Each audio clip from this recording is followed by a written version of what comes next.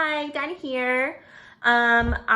Before we jump into our next review series, I wanted to say that you should subscribe and like the video if you are so inclined. Put a comment in, let me know if you're interested in this product, or if you've been in need of a ceramide boosting moisturizer or whatever it is. Just let me know. Engage and I will respond. So have a great day. Let's jump in. We're starting today the pharmacy review series. So F-A-R-M-A-C-E, pharmacy. And I found on Amazon one day, it's called the Giving Backpack. Yeah, the Giving Backpack. It was $30 and it included 4 products. And so I think they helped people with hunger or something very nice like that. But yeah, we're doing 4 products for pharmacy. And today we're talking about the Farmacy Honey Halo Moisturizer. So I think this one is something that a lot of people have heard about. It is $45 for 1.7 ounces, which is like the standard size, I think, that you can compare to others. You can get a smaller size for like a little over 20 bucks, and you get a really big size, which is double the standard, for 68. So if you like it, I would go for the big. Okay, so their claims are pretty basic. It is just a hydrating ceramide face moisturizer that improves the skin barrier function and increases moisturization. So they're not trying to tell you that you're just gonna look so young after you use it one time or anything crazy like that. It's just like, here's a moisturizer that's got a lot of good stuff in it that's gonna help you look and feel better in your skin. Before we jump into the key ingredients, I wanted to tell you that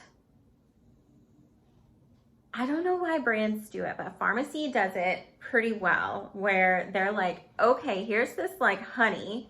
Everybody knows what honey is, right?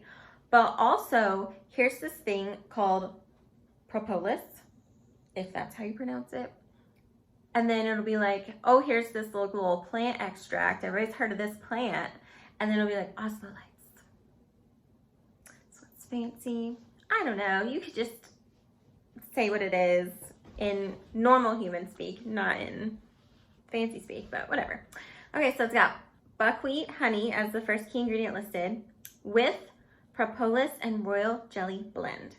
Okay, so honey, everybody can picture honey and you've got a cold and your throat hurts and you're putting honey in your tea.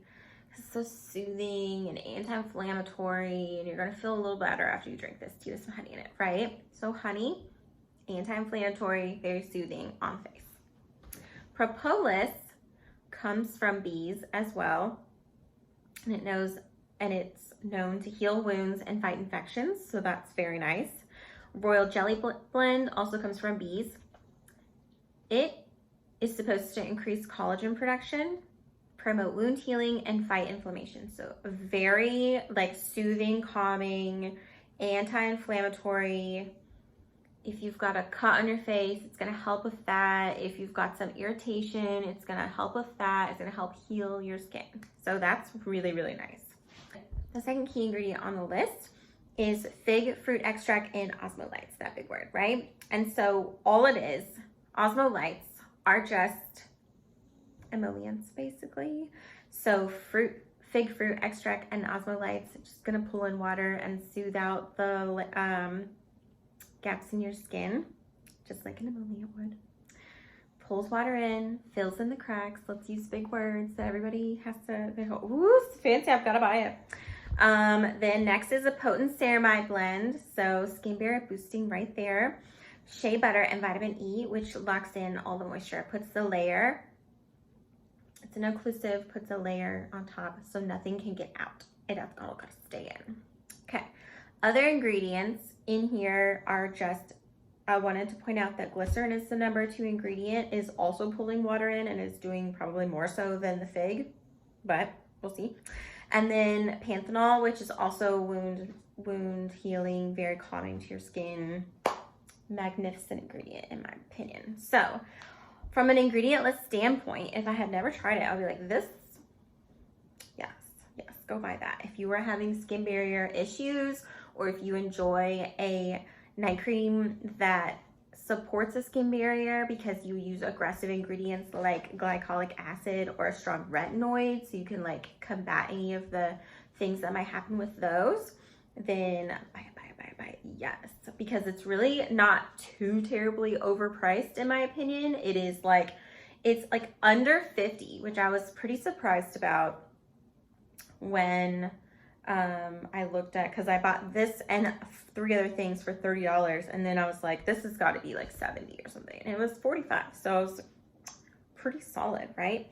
Other ones that I try and review are like 68, over $75. It can get like a lot, so $45 for something that could last a while like is a really great deal.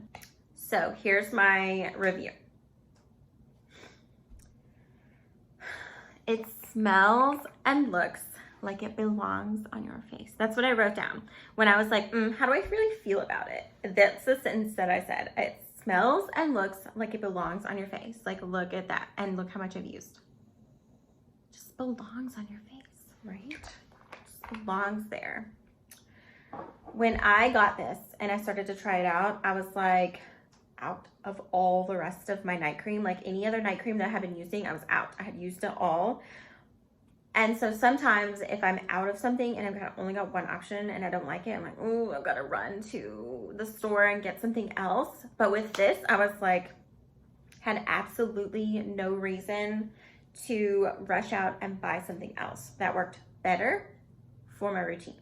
So it just slid on into my routine at the very end on my PM routine, and was like, I'll just be useful here. You know, that's what I will do. So I wake up feeling very moisturized still.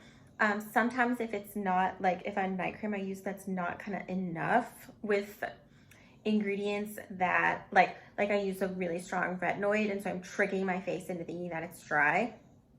And so if I wake up all oily, like it's just been like, I'm dry and I'm trying to like compensate for it, or sort of during the day after, where it's just like, it wasn't enough.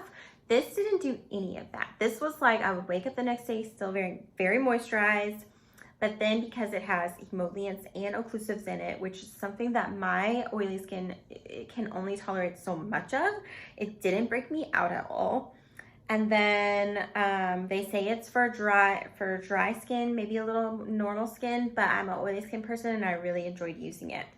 My sister, who is also a little more oily, uses it day and night.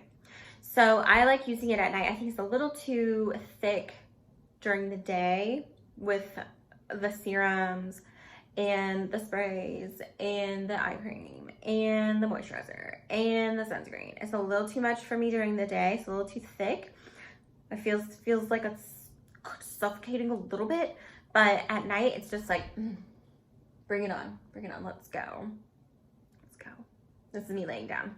Bring it on, let's go. So that's how I feel about it. I'll show it to you. I always try to end the video and like, oh, crap. So look how pretty. It's real thick. I like thick night creams. Oh, so pretty. If I use too much, I'm gonna put some back in here. So pretty.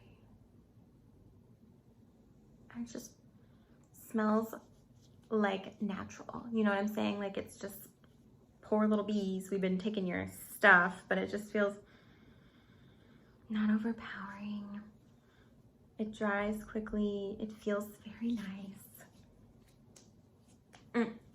That's how I feel. Yes.